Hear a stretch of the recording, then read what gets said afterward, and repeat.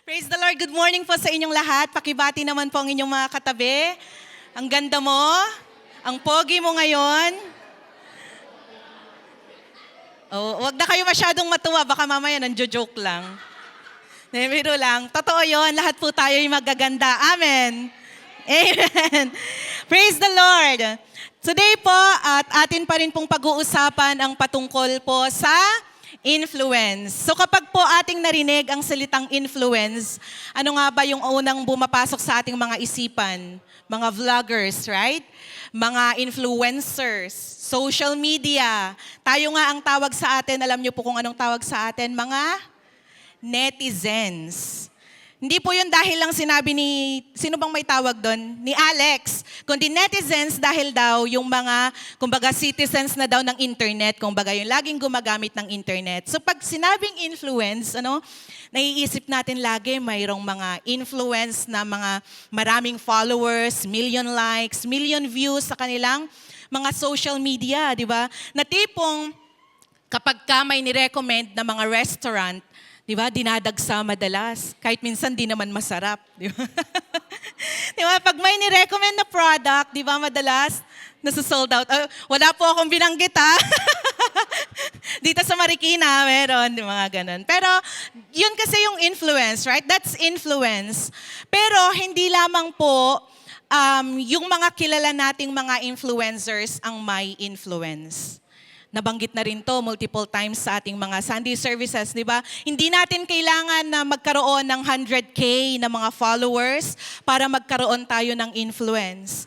Kasi, whether we realize it or not, may influence po tayong lahat.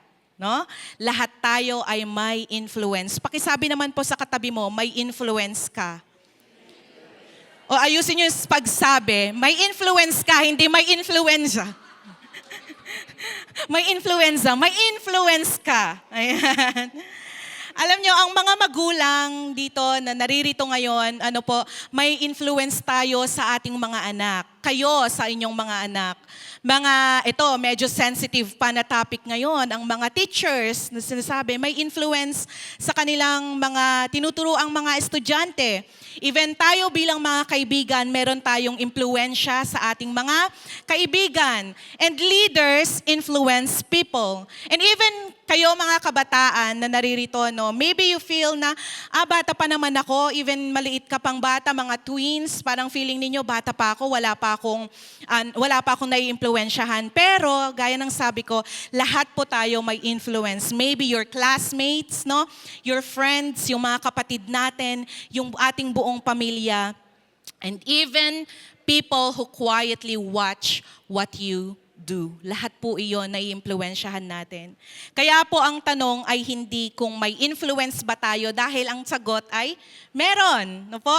Ang tanong ay kung saan nga ba natin dinadala ang mga taong ating nai-impluensyahan. Saan natin sila dinadala?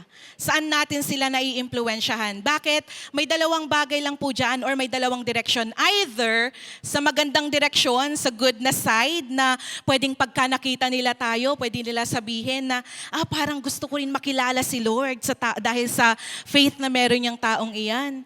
Parang gusto ko rin na magsimba dahil nakikita ko tong kapatid ko na to. Or, on the other side, baka pwede rin na nai-impluensyahan natin yung mga kapamilya natin or the people around us ng mga negative na side.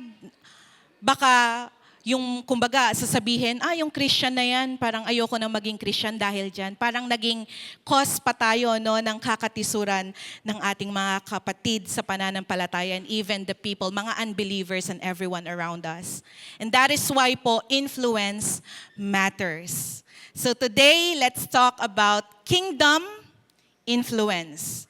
Kingdom influence. Alam po ninyo how interesting kung paanong ipinaliwanag ni Jesus, kung paano gumagana, kung ano nga ba patungkol ang kaharian ng Diyos or the kingdom of heaven. Hindi siya gumamit dun sa Bible, sa parable, ng isang sikat na celebrity. Hindi naman po siya gumamit doon ng isang politician, ng isang influencer, or even ng powerful leader.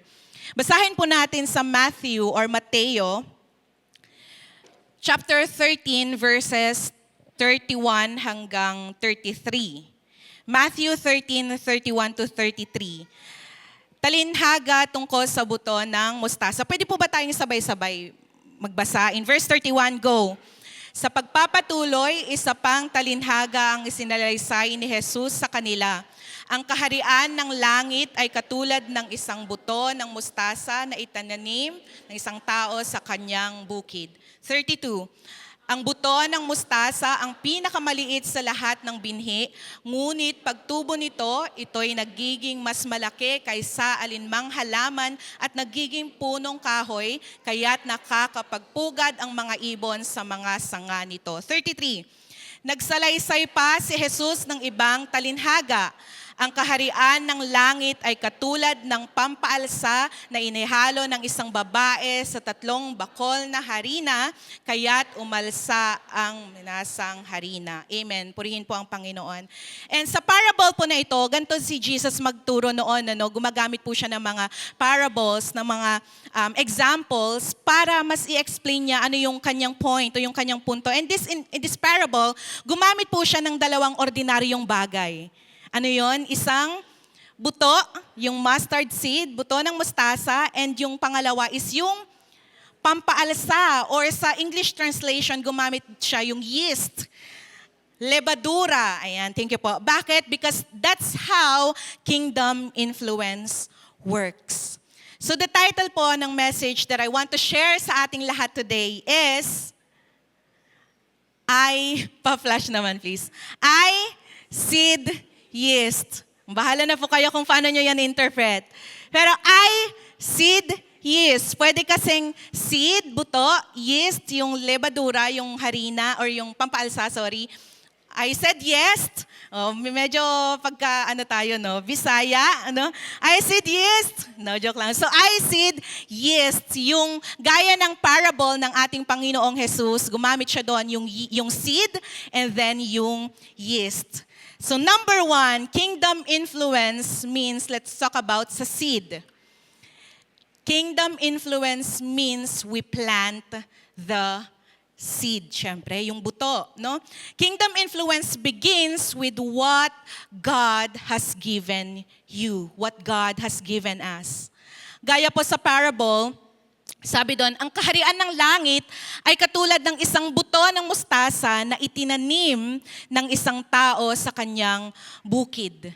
And in-explain din doon na ang mustard seed daw, yung buto ng mustasa ay maliit, di ba? Pero ang mahalaga po sa illustration ng ating Panginoong Jesus ay hindi po kung gaano kaliit yung mustard na yon, kundi sinabi rin ni Jesus na yung mustard na yon may buhay, yung seed na yon may buhay sa loob nun. Bakit? Na kapag tumubo raw ito, nagiging mas malaki pa siya, kaysa sa ibang mga halaman at sa mga nagiging puno siya, And pag sinabi natin kingdom influence, then we plant the seed. Ano nga ba yung mga seed na iyon?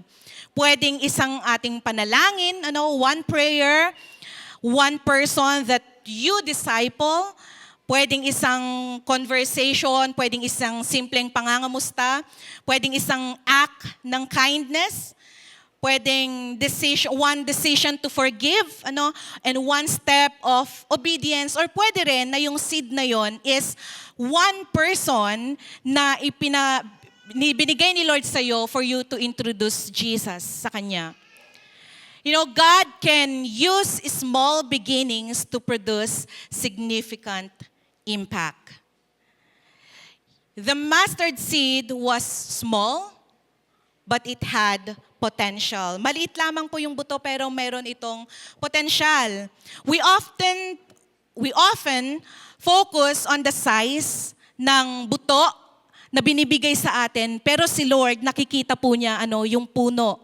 God sees the tree. We want big opportunity, but God often gives us a small responsibility first. Binibigyan muna tayo ni Lord ng isang munting binhi, isang munting buto, ng isang maliit na binhi na yan, para tayo yung dapat natin gawin para ating itanim yung binhi na yan na binibigay ng ating Panginoon.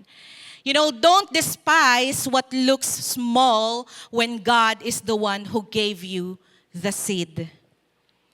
Gaya po nung ginawa nung lalaki na binanggit sa parable, sa English translation, sabi doon, Jesus said, "The kingdom of heaven is like a mustard seed which a man took and planted in his field."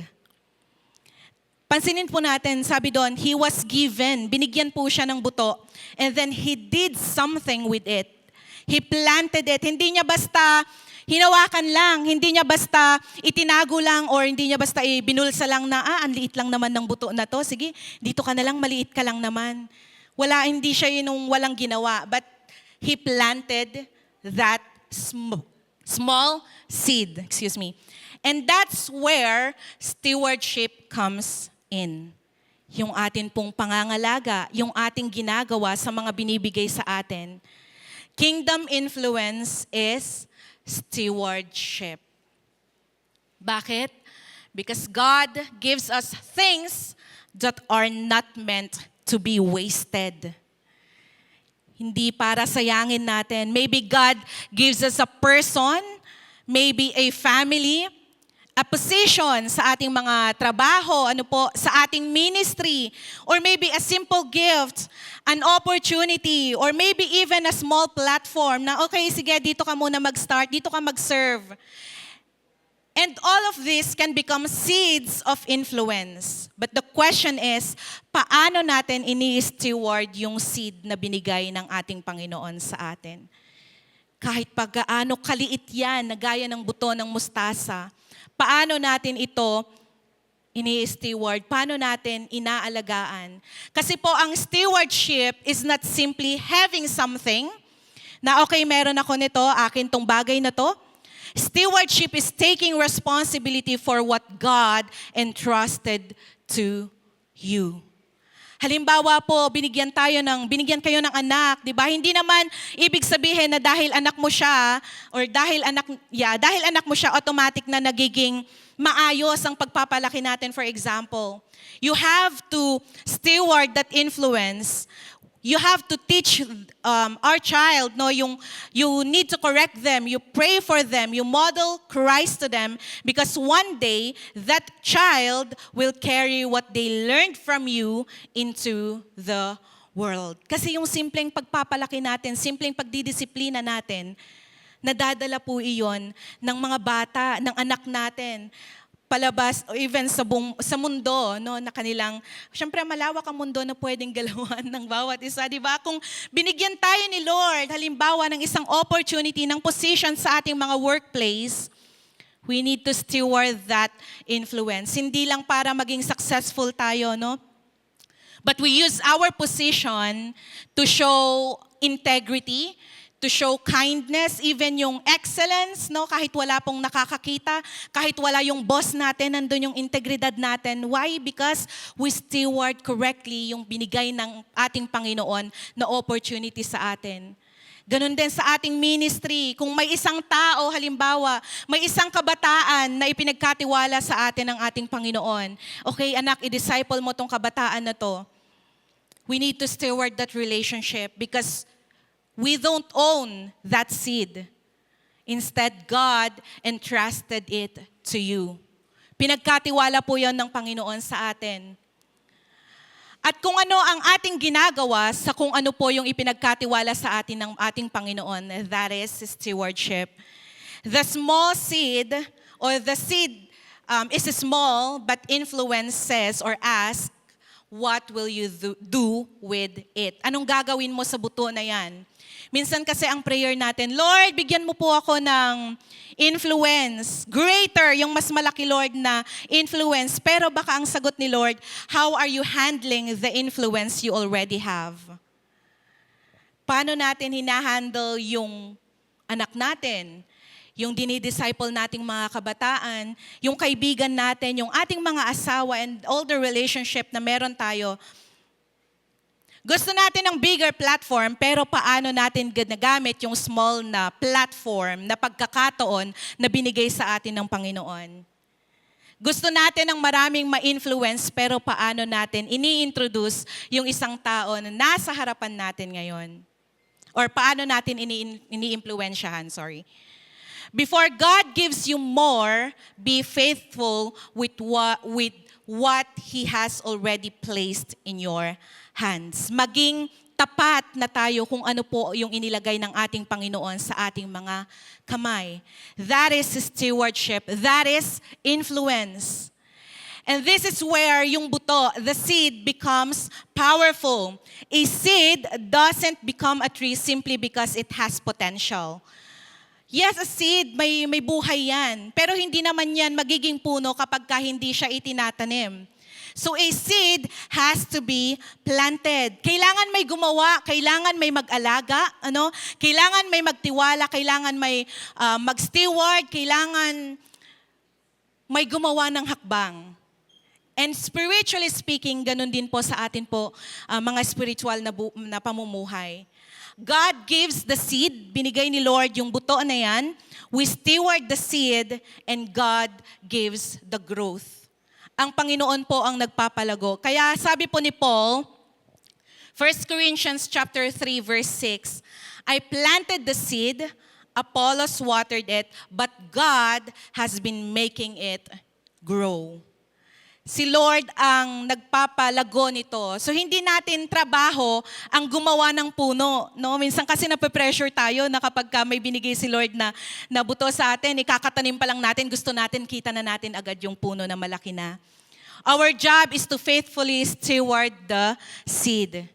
So don't underestimate what God has placed in your hands.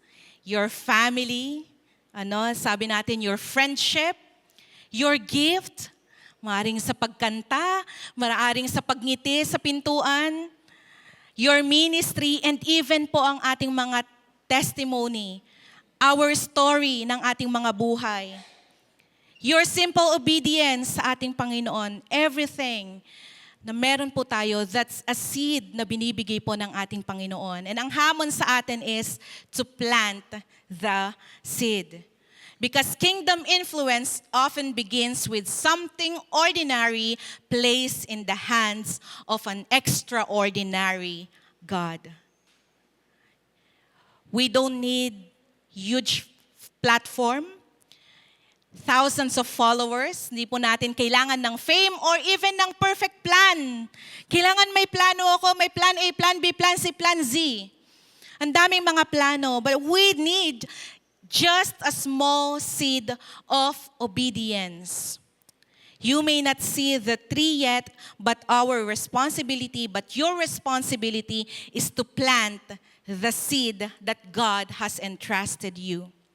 Galatians 6:9, let us not become weary in doing good, for at the proper time we will reap a harvest if we do not give up. Pasabi naman po sa katabi nyo, don't give up. Don't give up. Parang ang seryoso nyo, sabihin nyo, don't give up. Huwag kang give up sa antok. Sige, ligligin mo yung katabi mo. Kaya mo yan. Amen? Plant the seed na binibigay, na pinagkakatiwala ng ating Panginoon. Even a simple prayer. Inimpress ni Lord sa'yo, tong kapatid mo na to, ipagdasal mo naman mamaya. Pag-pray mo, plant mo yung seed na yan. Baka sinabi ni Lord, ilibre mo naman tong anak mo na to, di ba?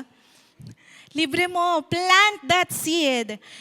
Kahit pa napakaliit yan na bagay, magandang bagay na binibigay ng ating Panginoon, you plant it. Because si Lord ay tapat, siya ang magpapalago ng mga buto na ating itinatanim. Amen. Verse 33, and second point, sabi doon, ito naman yung pampaalsa. So ang kaharian ng langit ay katulad ng pampaalsa na inihalo ng isang babae sa 3 takal na harina, kaya't umalsa ang minasang harina. Alam po natin kung paano gumagana yung yeast, yung levadura, tama po. Yung levadura, yung pampaalsa. Kapag po tayo ay nagbe-bake, hindi natin kailangan, or hindi naman natin nilalagay yung levadura na yon na kumbaga sa ibabaw lang, di ba? Hindi natin basta ini-sprinkle lang na parang toppings. Bagkos hinahalo natin siya dun sa harina, dun sa dough, and then once it's mixed in the dough, something happens. Hindi man natin agad nakikita, Tahimik lang siya, kumbaga na ginagawa niya yung kanyang trabaho. Pero habang tumatagal, kumakalat yung epekto ng lebadura hanggang sa buong dough. And that's the picture na binigay po ng ating Panginoong Jesus about kingdom influence. Influence spreads. So kung ano po ang daladala natin, nakaka-apekto iyon sa paligid natin. Di ba po kapag ka may isang tao na parang kumbaga negative sa isang grupo, for example, na parang puro negative yung sinasabi, parang walang pag-asa pag nagsalita, anong nangyayari? Nakakahawa, di ba yung negativity? Di ba? Pero kapag may isang taong encouraging, yung very happy lang siya, chill lang siya, di ba nakaka-uplift din ng spirit na ang saya-saya rin, nag-iiba yung atmosphere. Kapag ka may isa pong tao na nagdadala ng peace, ng kakalmahan, kalmado lang, di ba? Nagkakaroon ng peace sa paligid. Kaya nga, lagi pong sinasabi ni PK, ano yung sinasabi niya lagi? Magsasama-samay, sa may lasa-lasa. Magsasama daw tayo sa may lasa-lasa. Why? Because it spreads. Kung ano po yung dinadala natin, nag-i-spread yon. So, like a yeast, or pampaalsa, ginagawa niyang mas maalsa yung bread rather than kumbaga yung flat lang, di ba? And that is influence. Again, dalawang side po yung sa ating yeast or sa lebadura. The yeast works, number one, in us, sa atin, sa ating mga kalooban. It works from the inside, sa atin muna magsisimula. And then, through us, gagamitin tayo para sa gawain ng Panginoon. Yeast spreads through the whole dough. The yeast doesn't just affect yung little part, yung onting part lang where it was placed. It works sa buong dough, sa buong masa ng harina. Okay? So kanina sinabi natin that seed is stewardship. Now yeast is transformation. The kingdom changes yung atin pong mga pag-iisip, yung ating mga priorities, yung ating mga pag-uugali. And before God wants to work through you, He wants to work in you. Kaya po, napakahalaga that we ourselves are being transformed. We cannot effectively influence others toward Jesus if we are unwilling to let Jesus transform us. Pag hindi po tayo willing na magpabago sa ating Panginoon, hindi natin madadala yung mga unbelievers pupunta kay Jesus. Gaya ng isang side ng influence kanina, baka maging cause pa tayo ng kakatisuran. Mahirap sabihin sa mga anak natin, for example, na masama ang pagbibisyo kung tayo mismo ay napakaraming bisyo. Gaya po ng halimbawa ni Pibel last week, mahirap sabihin sa atin pong mga anak na masama ang magsinungaling. Kung tayo mismo, kapag dumadating yung naniningil sa ating mga bahay, anak, sabihin mo wala ako rito. Alam niyo po, sobrang makaka-relate ako sa part na yon, mabilis lang. Nung college pa po kami, yung bahay po na aming tinitirhan, actually ay headquarters po yon ng mga lending company. May ganun pa po ba ngayon? Yung nagbabahay-bahay po sila para doon magkikita-kita yung group ata para magsingilan. May mga ganun pa yon, may mga passbook. Meron po, di ba? So, ganun po noon. So sa bahay namin, tipong, okay, Monday itong lending company na to, Tuesday iba, Wednesday hanggang tipong buong linggo nagamit mo na lahat yung yung dahilan na, ay wala pa po sila ay nakaalis na po, ay hindi po tumatawag and so on, di ba? So yung ganung mga pagkakataon na ang hirap ituro, yung tamang pag-uugali or tamang, yung pagsasabi ng totoo kung tayo mismo, we influence others, even our child, na magsabi ng, hindi, white lies lang naman. Kasalanan pa rin yun. Lies, kasinungalingan pa rin yun. Ano po? Kingdom influence begins with transformation. Yeah, madaling sabihin, pero mahirap pong gawin. And that's true, ano po? Kaya po, napakahalaga na tayo po, we stay in the truth, we stay in the way of Jesus, in the grace of Jesus na available sa atin bawat araw. Ano po? Let Jesus work in you. Receive all the available grace na mula sa ating Panginoon because we don't want na maging sirang pampaalsa, maging walang kwentang lebadura, ano? Then we allow Jesus to work in us, He will then eventually work through us sa pamamagitan natin. Kapag hinayaan natin na si Lord kumilos sa ating mga buhay, hinahayaan din natin si Lord na maging instrumento din tayo ng Kanyang gawain. That's what the kingdom should do through us sa pamamagitan natin. Kapag ang kalooban ni Lord, ang righteousness ni Lord ay nasa ating mga buhay, hindi lang po tayo ang nakaka-experience nito, it will spread sa ating pamilya, sa ating kaibigan. Gaya po kung paanong yung yeast, kung paano niya pinapaalsa yung dough. May effect po dapat sa paligid natin. Kung binabago ka ni Jesus para maging mas mapagpatawad, may taong mas makakaranas din ng forgiveness through you. Madali mo na lang mapatawad yung kaibigan mo, yung kapatid mo. Kung tinuturuan ka ni Jesus maging generous, may taong makakaranas ng generosity through you. Kung tinuturuan ka ni Jesus na magmahal, may taong makakaranas ng love through you. At kung tinuturuan tayo ni Lord na magpatuloy, alam niyo po yun, may mga taong makakaranas din nung lakas na meron tayo. Most especially, di ba, nakaraan lang, we celebrated our anniversary. We are on a season of Elevate, di ba? Na sa ating pag-akyat, we also influence our loved ones to come up higher. Patuloy lang sa lakbayin, patuloy lang sa pag-akyat. Why? Because we influence them nung kalakasan na binibigay ng ating Panginoon sa atin.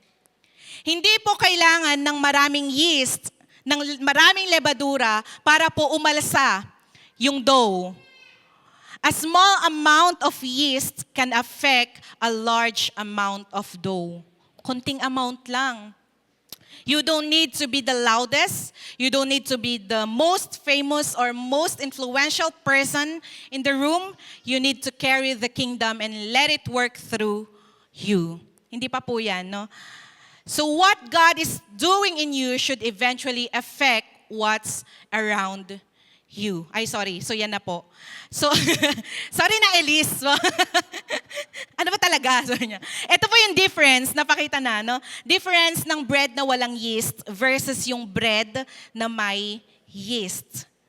Yung walang yeast, the outside, kumbaga, it won't rise. Hindi siya aalsa, hindi siya fluffy, hindi siya well-risen kasi walang yeast. Not unlike yung may yeast, no?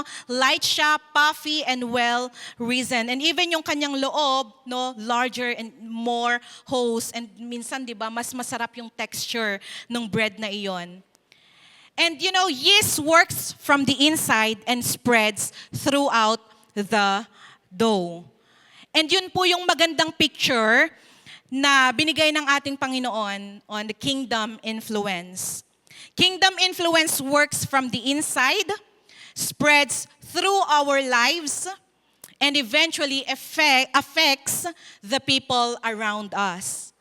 And Elevate isn't about making ourselves bigger, it's about allowing God's kingdom to become bigger sa atin and through us, sa pamamagitan natin. You don't have to force influence. Hindi naman po natin kailangang puwersahin na ano ba yan, ba't walang influence, ba't walang nangyayari. People begin to see yung ating integrity. Hindi natin kailangang pekein. No? Hindi kailangang i-fake. Yung integrity, yung kindness, yung patience natin, nakikita po yun ng tao. Your response under pressure, your love for people, and even yung atin pong obedience sa ating Panginoon. What God is doing inside you begins affecting the people around you. Because Christ in you should eventually become visible through you. Sinasabi natin, meron tayong Jesus sa ating mga puso, then it should become visible through us. Kailangan nakikita rin yun ng ibang tao sa pamamagitan natin. Amen? Amen. Now, tingnan natin, the yeast doesn't stop working after touching yung dough. After niya maihalo sa dough, hindi doon natatapos yung proseso. It keeps working until it works all through the dough, yung buong mixture ng harina. And that's the challenge po sa kingdom influence. Hindi lamang po sa church, hindi lamang po kapag Sunday, hindi lang kapag kakasama natin yung mga church friends natin. Wherever God has placed you, let the kingdom work, sabihin ko through you. Meaning, hayaan mong makita at maranasan ng ibang tao ang paghahari ng Diyos sa buhay mo because influence spreads. That's the third point, let it spread. Kingdom influence, hayaan mong kumalat, let it spread. Kingdom influence multiplies through others. Balik tayo, Matthew 13:33. The kingdom of heaven is like a yeast that a woman took and mixed into about 60 pounds of flour until it worked all through the dough.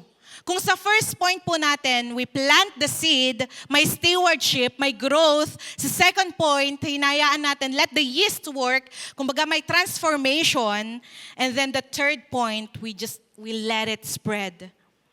Kasi po ang yeast, yung levadura, once it's working, hindi siya nananatili sa isang part nung dough. It works. At ganun din po ang ating kingdom influence. Kingdom influence is not just about reaching others, it's about reproducing influence in others. What Jesus does in us is not meant to stop with us. Hindi po doon natatapos yung ginawa na magandang bagay ng ating Panginoon sa ating mga buhay. Influence is meant to multiply. Makikita po natin isang halimbawa sa buhay ni Apostle Paul. Paul, he encountered Jesus, na bago yung kanyang buhay dahil kay Jesus. Pero hindi po doon natapos. Anong ginawa niya? Paul didn't just influence Timothy. So si Timothy po ang spiritual son ni Paul. Paul invested in Timothy. Nag-invest siya. Sinamahan niya, tinuruan niya, pinatibay niya si Timothy, dinisciple niya. And then Paul told Timothy sa 2 Timothy 2 verse 2, sabi doon, ang mga narinig mo sa akin sa harap ng maraming saksi ay ipagkatiwala mo rin sa mga taong may katapatan at may kakayahang magturo naman sa iba. Tingnan po natin yung movement nito. Si Paul, dinisciple niya si Timothy, and then hinamon niya si Timothy, sabi doon, ipagkatiwala mo rin sa mga, kumbaga reliable na mga tao, sa mga taong may katapatan, sabi doon, at may kakayahang magturo naman sa iba. So ibig sabihin, si Paul, he encountered Jesus, his life was changed because of Jesus, and then he discipled Timothy, and then Timothy naman, pinasa rin niya yung kanyang natutunan sa ibang mga tao. So hindi lang isang tao ang nag-i-influence. The influence is multiplied. The kingdom influence is multiplied. Hindi lang po na bago ako ni Jesus, but dahil binago ako ni Jesus, tinutulungan kong makilala at maranasan din siya ng iba sa pamamagitan ko. And then, eventually, those people can influence others too. Alam niyo po, isa po sa mga naituro ng aming mga magulang, most especially po ang aming nanay, yung pinaka na-impluwensyahan kami ay yung kanya pong paglilingkod sa Panginoon. She demonstrated to us paano mag-serve sa kabila po ng paghihirap, no, sa kabila ng mga pagtitiis.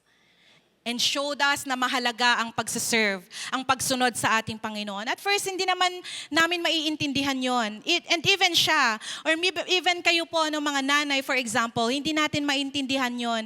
Hindi natin makita yung epekto sa mga anak natin. But we pray, no, na loloobin ni Lord yung itinanim natin na pananampalataya na pagsaserve na yon is makuha rin ng ating mga anak and then ipapasa rin sa kanilang magiging anak at magiging anak pa. One life influence another, and then another life. Kaya po, napakahalaga ng influence na hindi po titigil sa atin, hindi po titigil sa pagtanggap natin sa ating Panginoon, but we let it be multiplied. Let it spread, no po? Hindi lamang, hindi natin alam kung hanggang saan naabot ang influence natin. Maybe we are influencing one person today, pero wag po nating i-underestimate yung isang tao na yan because that person may influence another and that person also may influence another. Yun po yung multiplication. So yung sabi sa may Matthew 5:16, let your light shine before others, that they may see your good deeds and glorify your Father in heaven. Yung purpose mo doon, that they may see your good deeds. Pero, sabi doon, that they glorify God. Yun po yung end goal, na makita sa atin pong mga ginagawa, sa ating influence, na mag-glorify ang ating Panginoon sa ating mga buhay, para po makilala siya. And influence continues. Influence spreads. Kumbaga po, may life cycle, ang influence. Hindi lang sa sarili natin, it goes sa sarili natin, sa ibang tao, and then it goes to the other people, and then repeat. So, we plant the seed, let the yeast work, and then let it spread. Because what God has planted in you, what God is doing in you, God wants to use through you, not only to influence others, but to help others become kingdom influencers too. Hindi po internet influencers, but kingdom influencers. Pinapalaganap natin ang ating Panginoon. Kingdom influence that multiplies. In conclusion, we have the seed, and let the yeast work, let it spread, and then repeat. Okay? You have that seed of faith. Itanim po natin yan. You have a friend that needs encouragement right now. Plant that seed of encouragement. You have a family member that needs healing right now. Plant that seed of prayer of healing to them right now. And let Jesus work in you and work through you. We simply need po to be faithful sa binibigay ng ating Panginoon sa ating mga kamay. Because we're not trying to become the influencer everyone follows. Ayaw natin yun, na tayo yung sinusundan. We're trying to become the influence that points everyone to Jesus. Yun naman po yung goal natin bilang mga Kristiyano. It's not about us, it's about Jesus. Amen? It's about Jesus. The kingdom of God is meant to grow and spread. Kaya po nang dineclare natin, that in this season, we elevate in our faith, we elevate in our worship, in our holiness, we elevate in our pursuit of God.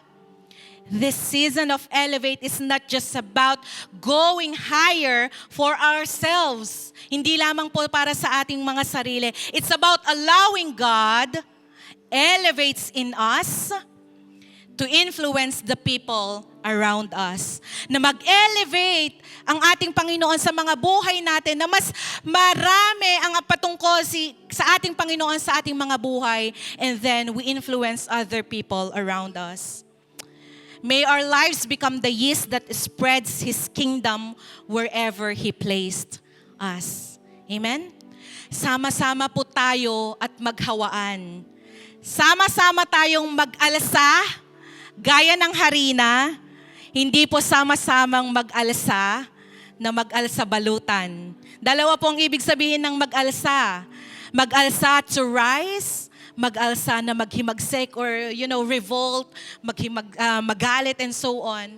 Pero sama-sama tayo to rise up, to elevate para sa ating Panginoon. Amen po? Pwede po ba tayong lahat tumayo? Praise the Lord. And as we end today's service, today or even this week forward, we ask ourselves, and ito po yung hamon sa atin, tanungin natin si Lord, Lord, ano po ba yung seed? Ano po ba yung buto na nilalagay mo sa mga palad ko ngayon? And let the Lord speak to you and let the Lord reveal it to you. And then ang hamon sa atin, if once the Lord revealed that seed to us, plant it. What is God trying to work in us? Lord, ano po yung gusto mo, Lord, na mabago sa akin? Or even, Lord, ano yung gusto mong ipagawa sa pamamagitan ng buhay ko? Ano yung gusto mo, Lord, na maging testimony ng aking buhay? And let the Lord work in us. Let Him work. And the next question, who has God placed around me? Sino po yung nilagay ni Lord sa mga paligid natin? Family natin? Asawa natin, kaibigan natin, let it spread. Yung influence na binigay ng ating Panginoon. Because kingdom influence starts with something we may consider small, but when it is surrounded to Jesus, He can use it beyond what we can see. Amen. It's about what we do with the influence na binigay ng ating Panginoon. So I pray na magkaroon tayo ng puso na bukas para sa ating Panginoon, sa mga gawain ng Panginoon, sa ating mga buhay at sa pamamagitan ng ating mga buhay. Thank you, Father God. Let's close our eyes. Lord, we thank you. We thank you for your goodness.